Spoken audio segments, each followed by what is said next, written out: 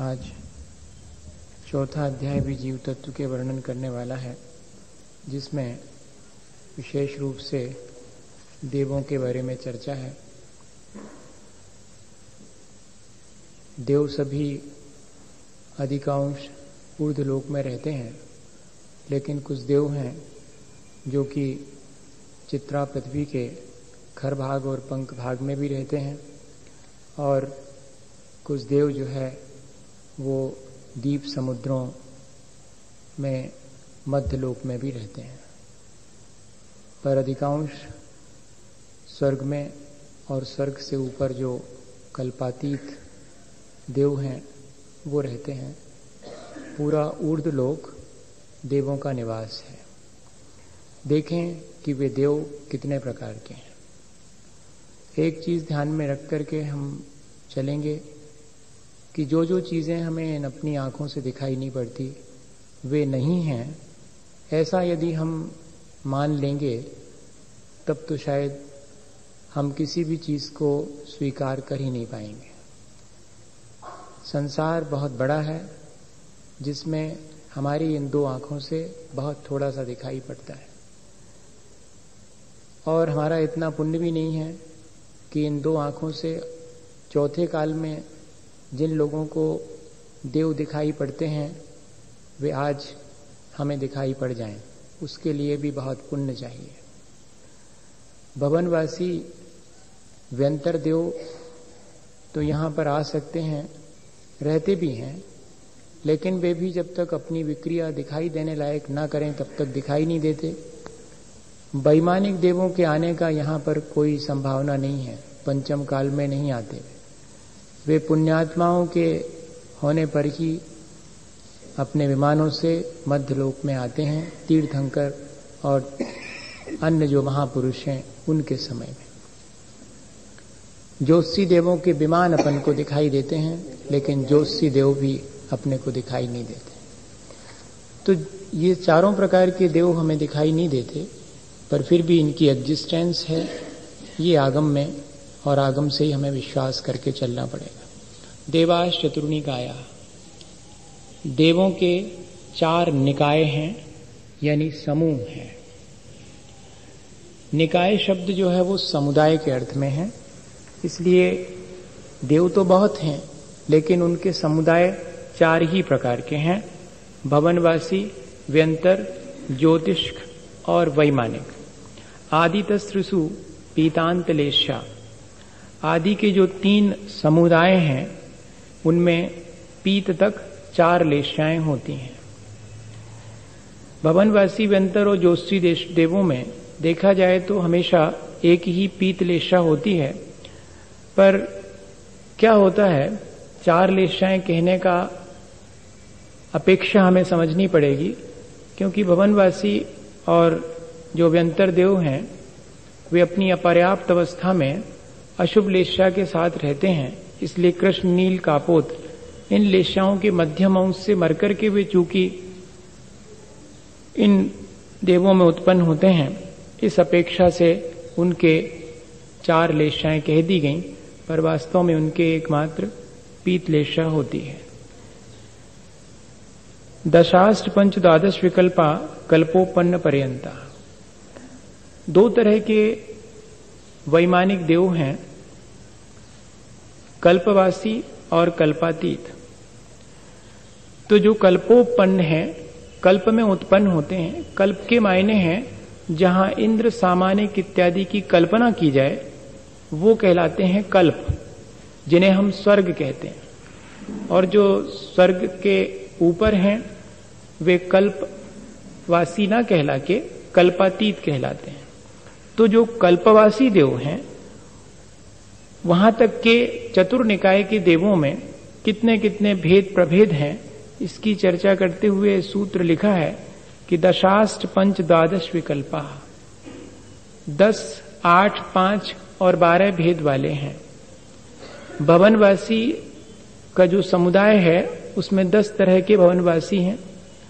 व्यंतर के समुदाय में व्यंतरों के 8 प्रकार हैं, ज्योतिष्क 5 प्रकार के हैं, और वैमानिक जो है वो 12 प्रकार के हैं।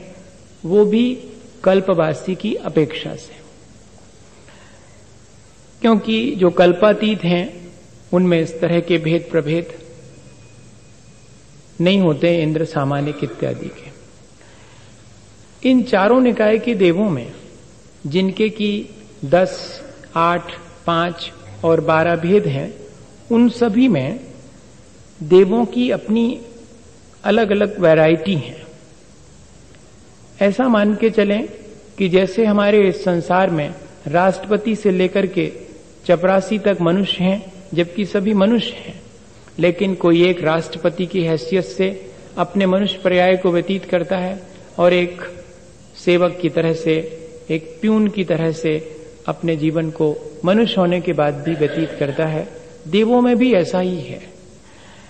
इंद्र सामानिक, त्रायस्त्रिंश, पारिषद, आत्मरक्ष, लोक पालानीक, प्रकीर्ण का भी योग, किलविशिकास, चैकशा, ये 4 निकाय के देवों में जो उनके 10, 8, 5 और 12 भेद कहे हैं, उन भेदों में प्रत्येक में इंद्र सामानिक, त्रायस्त्रिंश, पारिषद, आत्मरक्ष, लोकपाल, अनीक, प्रकीर्णक और आभियोग और अंतिम किलविशक ऐसे भेद पाए जाते हैं।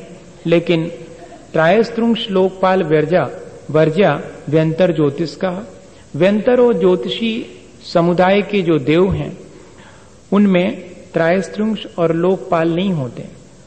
ये त्रायस्त्रुंश और लोकपाल में से जो लोकपाल हैं वो एक भवावतारी ही होते हैं, ये विशिष्ट हैं। जैसे सची, सौधर्मेंद्र और लोकांतिक देव एक भवावतारी हैं, अगले भाव में नियम से मोक्ष चले जाते हैं, ऐसे ये लोकपाल भी हैं। यम, वरुण, कुबेर और एक और भेद है इसका, सोम, यम, वरुण और कुबेर, ये इनके भेद प्रभेद हैं लोकपाल के। हम देखें कि ये किस तरह के हैं। इंद्र किसे कहेंगे? तो जो देवों के ऊपर अपनी आज्ञा, अपना आदेश चलाते हैं और समस्त ऐश्वर्य के स्वामी होते हैं, वे इंद्र कहलाते हैं। जैसे हमारे यहां पर एक तरह से राष्ट्रपति है। और जो सामानिक हैं उनके अंदर आज्ञा और ऐश्वर्य की सामर्थ्य नहीं होती, बाकी सारा वैभव इंद्रों के समान होता है। ये पिता, गुरु या उपाध्याय की तरह होते हैं, प्रिसेप्टर इनको कहते हैं, उपदेशक की तरह। और जो त्रायस्त्रुंश हैं वो तो मंत्री और पुरोहित की तरह हैं, फैमिली प्रीस्ट की तरह हैं, परिवार के लिए धर्म का आचरण बताने वाले या कि मंत्रणा और सलाह देने वाले। पारिषद जाति के देव वे हैं जो परिषद कहते हैं सब लोगों की सभा को, तो जो सभाजन हैं वे सब पारिषद कहलाते हैं, जैसे कि असेंबली मेंबर्स अपने यहां पर होते हैं। लोक में जो स्थान मित्र का है वही इनका भी है। और इंद्र की रक्षा के लिए जो नियुक्त होते हैं वो आत्मरक्ष जाति के देव कहलाते हैं, बॉडीगार्ड की तरह। हालांकि इंद्र तो सर्वशक्तिमान है, उसे किसी की आवश्यकता नहीं है, लेकिन उसकी शोभा के लिए आत्मरक्ष उसके बॉडीगार्ड की तरह देव उसके चारों तरफ रहते हैं। और लोकपाल वे कहलाते हैं जो एक तरह का, क्या कहें उसको, जैसे अपने यहां पर होम मिनिस्टर होता है जो पूरा राष्ट्र को मैनेज करता है, उसकी रक्षा करता है, उस तरह के लोकपाल होते हैं।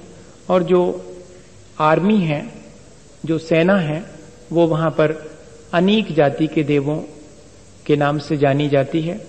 और नगरवासी और देशवासी जो सिटीजन हैं वे सब वहां प्रकीर्णक देव की तरह जाने जाते हैं।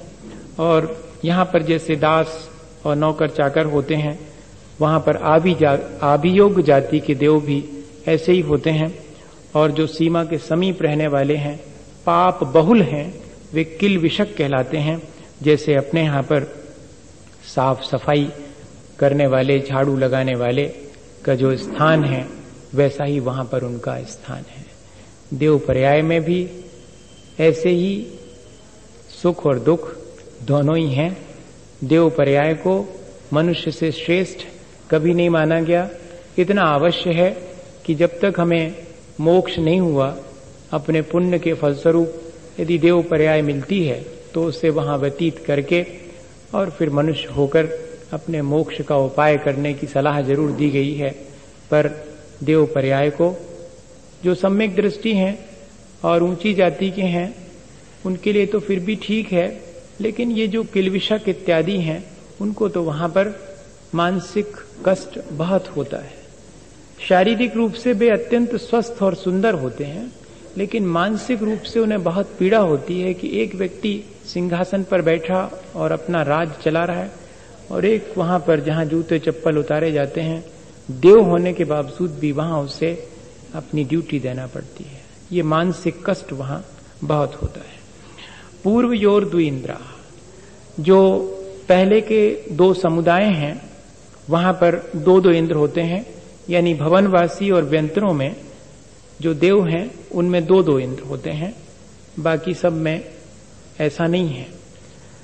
अब उनके अंदर जो अपने फैमिली और अपनी आकांक्षाएं उनकी पूर्ति का वो किस तरह उपाय करते हैं, इसके लिए एक सूत्र दिया, काय प्रविचारा आ ईशानाद। सौधर्म और ईशान स्वर्ग के देव और उससे नीचे के भवनवासी व्यंतर और ज्योतिषी देव शरीर के द्वारा ही अपने भोग विलास की पूर्ति करते हैं। शेषा स्पर्श रूप शब्द मनः प्रविचारा, उनके अंदर जो अपनी इच्छाओं की पूर्ति का भाव आता है वो परस्पर एक दूसरे के स्पर्श मात्र से वे संतुष्ट हो जाते हैं, उनकी इच्छाएं वासनाएं संतुष्ट हो जाती हैं। उसके आगे के देव हैं वे मात्र रूप देखकर ही संतुष्ट हो जाते हैं। उसके और ऊपर जाने पर देव शब्द सुनकर परस्पर एक दूसरे के शब्दों को सुनकर ही संतुष्ट हो जाते हैं, और उसके आगे के देव तो मन में विचार करने मात्र से संतोष को प्राप्त हो जाते हैं। अलग अलग इनके बारे में डिटेल भी दिया हुआ है, और आगे जो 16 स्वर्ग से ऊपर हैं वे सब प्रविचार यानी काम सेवन और वासना से परे हो जाते हैं। वहां पर देवांगनाएं नहीं होती 16 स्वर्ग से ऊपर। ऐसा नहीं समझना कि उन्होंने कोई महाव्रत ब्रह्मचरी महाव्रत धारण कर लिया है, ऐसा नहीं है। स्वतः वहां पर उनके अंदर इस तरह की कोई आकांक्षा उत्पन्न नहीं होती है। इतना ही यहां इसका अर्थ है। सानत कुमार और माहेंद्र जो हैं वहां के स्पर्श मात्र से संतोष को प्राप्त करते हैं देवी देवता। ब्रह्म ब्रह्मोत्तर लांतव कापिष्ट इन 4 स्वर्गों में मात्र रूप देख करके तृप्ति हो जाती है। शुक्र महाशुक्र शतार सहस्रार 12वें स्वर्ग तक वहां के देव शब्द सुनकर के ही सुख प्राप्त कर लेते हैं, और ऊपर के 13, 14, 15, 16 आनत प्राणत आरण अच्युत इन 4 स्वर्गों के देवी देवता परस्पर मन में स्मृति मात्र से संतोष प्राप्त कर लेते हैं, संतुष्ट हो जाते हैं। सभी देवियां दूसरे स्वर्ग तक ही उत्पन्न होती हैं और आगे के ऊपर के देव दूसरे स्वर्ग तक आकर अपने अपने अनुरूप उनको ऊपर के स्वर्गों में ले जाते हैं। ये वहां की अपनी एक व्यवस्था है। हम देखें कि जो 10, 8, 5 और 12 भेद कहे गए थे वो कौन कौन से हैं। भवन वासिनो सुरनाग विद्युत सुपर्णाग्नि वातस तनितो दधि दीप द्वीप कुमारा। भवनवासी देवों में भी जो 10 भेद हैं वो हैं असुर कुमार, नाग कुमार, विद्युत कुमार, सुपर्ण कुमार, अग्नि कुमार, बात कुमार, स्तनित कुमार, उदधि कुमार, दीप कुमार और दिक कुमार। ये 10 भेद हैं। इसमें से जो असुर कुमार हैं वो तो उनके भवन बने हुए हैं रत्न प्रभा जो पृथ्वी है उसके पंख भाग में, और शेष जो 9 देव हैं वो सब जो है खर भाग के ऊपर और नीचे 1,000 योजन छोड़ करके बीच के पोर्शन में रहते हैं। ये भवनवासियों के निवास हैं। भवनवासियों के भवन, भवनपुर और आवास ऐसे रहने के 3 प्रकार के स्थान हैं। रत्न प्रभा में स्थित तो भवन है, वहां भवनवासी देव निवास करते हैं। जो द्वीप समुद्रों के ऊपर उनके निवास हैं उनको भवनपुर कहते हैं, और जो तालाब, वृक्ष या पर्वत के ऊपर वे अपने निवास रहने के बना लेते हैं, उनका नाम आवास है। भवन, भवनपुर और आवास, ये 3 प्रकार के उनके निवास स्थानों के नाम हैं जिनमें भवनवासी रहा करते हैं। भवनवासी देवों के भवनों की टोटल संख्या कितनी है? तो 7,72,00,000 उनके भवन हैं, जिसमें सभी में एक एक जिनालय है। इसलिए अपन जब पढ़ते हैं कि भवनवासी देवों के संबंधी कितने अकृत्रिम जिनालय हैं, तो 7,72,00,000। एक एक भवन में एक एक जिनालय, और एक एक जिनालय में 108 प्रतिमाएं होती हैं। सभी अकृत्रिम जिनालय में ऐसी ही रचना है। व्यंतराः किन्नर किम पुरुष महोरग गंधर्व यक्ष राक्षस भूत पिशाचा। किन्नर जाति के व्यंतर देव, किम पुरुष जाति के महोरग गंधर्व यक्ष राक्षस भूत जाति और पिशाच जाति के व्यंतर होते हैं। सामान्य रूप से भूत और पिशाच ऐसे 2 शब्द अपने सुनने में आते हैं, और अपन ने एक कल्पना कर रखी है उनके बारे में, उनके रूप के बारे में, लेकिन वो अपनी कल्पना मिथ्या है। वो पता नहीं संस्कारवश या कि वातावरण की वजह से, और वैसी अपन ने कल्पना कर रखी है कि भूत एक तरह का डायग्राम, टेढ़ा मेढ़ा, पैर पीछे और दुनिया भर की चीजें उसके साथ अपन ने जोड़ दी हैं। अपन को सावधान रहना चाहिए, अपने मन में इस तरह का मिथ्या विचार भी नहीं आना चाहिए, क्योंकि सभी देव, चाहे वे व्यंतर जाति के भी क्यों न हो, उत्तम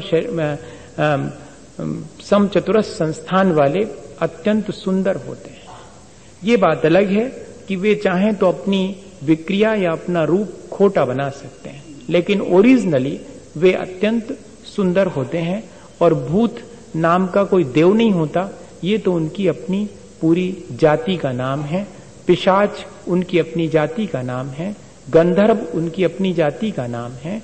ये इस तरह से 8 प्रकार के व्यंतर हैं, और इन व्यंतरों के स्थान चूंकि असंख्यात हैं, इसलिए इनमें जिनालय भी असंख्यात ही हैं, जो कि अकृत्रिम है। इस तरह भवनवासी और व्यंतरों की चर्चा हुई।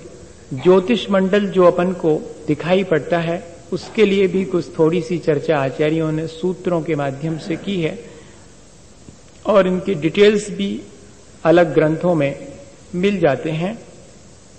हम अगर देखें तो जो ज्योतिष मंडल आज वर्तमान में कॉस्मोलॉजी के नाम से और हम जानते हैं, उससे हमारे जैन आगम में जो ज्योतिषी देवों के विमानों की चर्चा की गई है, वो बहुत कुछ हद तक मिलती जुलती है। ज्योतिष का सूर्या चंद्रमसो ग्रह नक्षत्र प्रकीर्णक तारकाश्च। जो ज्योतिषी देव हैं वे 5 प्रकार के हैं।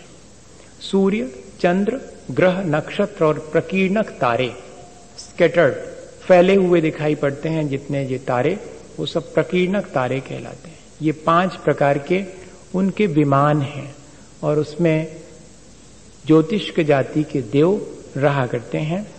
क्योंकि ये हमेशा इनका शरीर और इनके विमान दोनों एनलाइटेड होते हैं, बहुत चमकदार होते हैं, प्रकाशमान होते हैं, इसलिए इनको ज्योतिष्क कहा जाता है।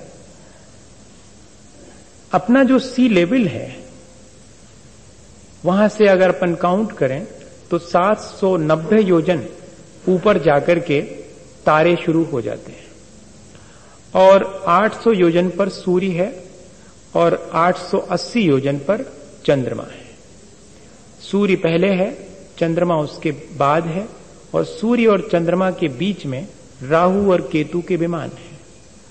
राहु चंद्रमा से नीचे है और केतु सूर्य के ऊपर है, और 6-6 महीने में इनके द्वारा ही अमावस्या के दिन सूर्य और चंद्र दोनों को ये ढक लेते हैं, इसलिए ग्रहण की स्थिति बनती है, थोड़ी बने या कि पूरी बने। इसके बारे में डिटेल अगर अपन पढ़ना चाहें तो तिलोय पन्नति और त्रिलोक सार में पढ़ सकते हैं, तो अपने को मालूम पड़ेगा कि हमारे यहाँ भी जैन आचार्यों ने, जैन मनीषियों ने इन सब बातों को बहुत सूक्ष्म रूप से जान करके और लिखा है। चंद्रमा से ऊपर नक्षत्र हैं 4 योजन ऊपर, यानी 884 योजन सी लेवल से।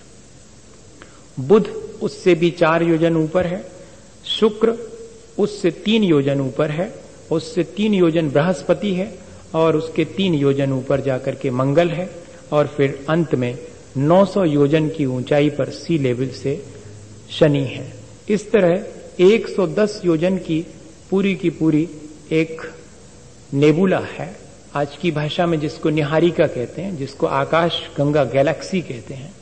ठीक वैसी ही जैन आगम में भी 110 योजन सी लेवल से और सुमेरु पर्वत के 1121 योजन दूर हट करके, सुमेरु पर्वत ये है तो उससे 1121 योजन दूर हट करके और 110 योजन के उसमें, और पूरी ज्योतिष के देवों के विमान हैं जिनका कि संचार होता रहता है।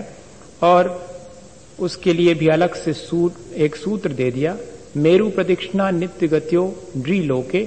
इस मनुष्य लोक में 2.5 द्वीप में जो ज्योतिष के विमान हैं वे गतिशील रहते हैं और मेरु की प्रदक्षिणा करते रहते हैं।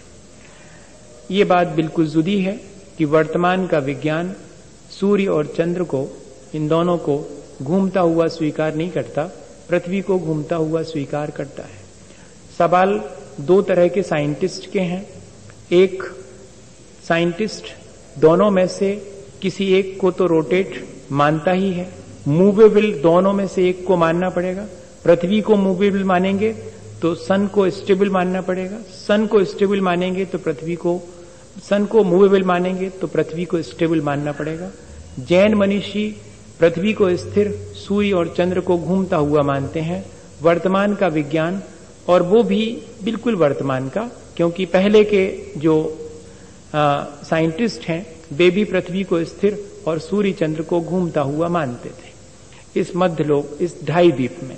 लेकिन जैन दर्शन की वह मान्यता उतनी प्रचलित नहीं है जितनी की विज्ञान की मान्यता प्रचलित है। इससे कोई ज्यादा फर्क नहीं पड़ता कि कौन सी चीज ज्यादा प्रचलित है। वास्तविकता प्रचार प्रसार से कोई ताल्लुक नहीं रखती है। इसलिए कल के दिन हो सकता है, संभावना है कि विज्ञान भी इसी बात को फिर से कहे। कैलकुलेशंस में कोई फर्क नहीं आएगा, कैलकुलेशंस दोनों के ठीक आएंगे। आप एक को मूवेबल और एक को स्टेबल मानेंगे। जितने भी कैलकुलेशंस हैं, मैथमेटिकल कैलकुलेशंस हैं, वो सब यहीं बैठे बैठे कैलकुलेट किए गए हैं। इसलिए इस बारे में और बहुत कंट्राडिक्शन जैसा मालूम पड़ता है, बहुत विरोधाभास जैसा मालूम पड़ता है, लेकिन विरोधाभास है नहीं। विरोध अपनी छोटी सी बुद्धि होने की वजह से उपजता है। अगर हमें वास्तव में पूरा ज्ञान हो तो कहीं कोई भी विरोध या अवरोध, दोनों ही चीजें संभव नहीं है। बहुत गौर से इन चीजों को अगर अपन विचार करें तो बहुत समानताएं इसमें मिलती हैं। ये बात हमें अपने मन में बना करके फिर चलनी चाहिए, क्योंकि मैं डिटेल नहीं कर रहा हूं। एक पूरी किताब है cosmology old and new, G.R. Jain की। कभी आपको अवसर मिले तो उसको पढ़िएगा, और उसमें उन्होंने बहुत सारी बातें जो साइंस के हिसाब से प्रूफ की गई हैं, जो कि जैन दर्शन से मिलती जुलती हैं। जैसे कि जम्बू द्वीप के लिए 2 सूर्य और 2 चंद्रमा जैन आगम में लिखे हैं। साइंस में जो कॉस्मोलॉजी है उनका भी मानना है कि ये जो सूर्य आज आया था ये कल नहीं आएगा, परसों आएगा, कल तो कोई और दूसरा सूर्य आएगा, फिर ये रिपीट करेगा अगले दिन। 1 दिन के इंटरवल से ये आता है, और उनको उन्होंने नाम अलग दिए हैं। ये बात बिल्कुल जुदी है। और मजा ये है कि जैन दर्शन में तो सिर्फ 2.5 द्वीप में इनको घूमता हुआ बताया है, गमनशील, लेकिन 2.5 द्वीप के बाहर तो बहिरवस्थिता, तत्कथा काल विभागा बहिरवस्थिता। ये जो गतिशील ज्योतिष मंडल है, उस ज्योतिष मंडल की वजह से ही इस 2.5 द्वीप में काल का विभाजन होता है, दिन और रात होती है। वरना जहां पर ये स्थिर हैं वहां पर इस तरह के दिन और रात की कोई कल्पना नहीं है। हमेशा दिन और रात का भेद देवों में नहीं रहता, नरकों में हमेशा अंधेरा ही रहता है, और इस मध्य लोक में मध्यलोक में भी दिन और रात का भेद सिर्फ 2.5 दीप में है, उसके बाहर ये स्थिर रहते हैं, इसलिए वहां दिन रात का भेद नहीं होता। अगर ये गमन करते हैं तो ही दिन और रात का भेद संभव है। मनुष्य लोक के बाहर ज्योतिषी देवों के विमान स्थिर हैं। इस तरह ज्योतिष मंडल के बारे में थोड़ी सी चर्चा करके आचार्य भगवंतों ने अपनी बात कह दी। असल में जितना जैन दर्शन में प्रयोजनभूत तत्व को जानने पर जोर दिया गया है, उतना अप्रयोजनीय चीजों को जानने पर जोर नहीं दिया गया। आत्मकल्याण के लिए 7 तत्वों का श्रद्धान, ज्ञान और तदनुकूल आचरण ही पर्याप्त है। बाकी तो जिसका जितना क्षयोपशम है उसके माध्यम से वो जाने तो जाने और अपन विचार करें कि यह जो हमारे पास आज वर्तमान में ज्ञान है वो कितना है। जैसे एक समुद्र में एक बूंद, हम उतने में भी देखें कि कितना सूक्ष्मता से इन सब चीजों का विचार किया गया है। काश हमारे पास अगर पूरा द्वादशांग आज उपस्थित होता, तब तो फिर हम से बड़ा कोई साइंटिस्ट नहीं होता। एक फॉरेनर ने लिखा कि Uma Swami was the first scientist in Jainism. जैन धर्म में पहले वैज्ञानिक उमा स्वामी हुए हैं। ये बात एक विदेशी के द्वारा, वैज्ञानिक के द्वारा कही गई। हमें इसको सुनकर अपने ऊपर गौरव होना चाहिए। मैं बीच बीच में ये बातें इसलिए कहता हूं ताकि हम इन चीजों को ये समझ करके ना पढ़ें कि अरे ऐसे ही है, ये तो सब लिखा हुआ है। ऐसा हमारे मन में जरा भी भाव ना आए। हम हर साल पढ़ते हैं और हर साल पढ़कर एक तरफ रख देते हैं। हमारे मन में इस तरह का कोई इंप्रेशन नहीं बनता कि सचमुच ये बातें भी हमारे यहां पर लिखी गई हैं, इनका भी कोई ना कोई औचित्य है। इसलिए जब जब भी अपन इन अध्यायों को पढ़ें, इनकी व्याख्या सुने, तो अपने भीतर श्रद्धान को टटोलें कि हमारा श्रद्धान और अधिक मजबूत होना चाहिए कि प्रयोजनभूत तत्व के अलावा इन सब चीजों के बारे में भी आचार्य भगवंत कितना ज्ञान रखते थे। आज तो प्रयोगशाला में प्रयोग करके और ज्ञान हासिल किया जाता है, लेकिन ये सारी बातें किसी प्रयोगशाला में नहीं, ये तो अपने जीवन में निर्मलता हासिल करके जो ज्ञान प्राप्त किया, चुपचाप आंख बंद करके इन सब चीजों को जान लिया गया है। ये कहीं प्रयोग करके और जानी गई चीजें नहीं हैं, दिव्य ज्ञान के द्वारा जानी गई चीजें हैं। इन पर विश्वास ज्यादा होना चाहिए, क्योंकि प्रयोग कितने परिवर्तनशील होते हैं ये सभी जानते हैं। हम सब जानते हैं कि डाल्टन ने जब परमाणु की परिकल्पना की तो कहा कि indivisible the ultimate particle is the atom, और वो परिभाषा आज भी बनी हुई है। लेकिन एटम जो उस समय खोज लिया गया था, वो एटम भी डिवाइड हो गया। जैन दर्शन की परिभाषा आज भी ज्यों की त्यों है, indivisible ultimate particle is the atom, जिसे और विभाजित नहीं किया जा सकता, ऐसा अंतिम मूल कण परमाणु है। हम आज भी अपनी बात पर स्थिर हैं और विज्ञान बदलता चला जाता है। इसलिए हमने यहां तक ज्योतिष मंडल की बात की। वैमानिका, चौथा जो निकाय है, चौथा जो समूह है, वो वैमानिक देवों का है। चूंकि ये विमान में रहते हैं इसलिए वैमानिक कहलाते हैं।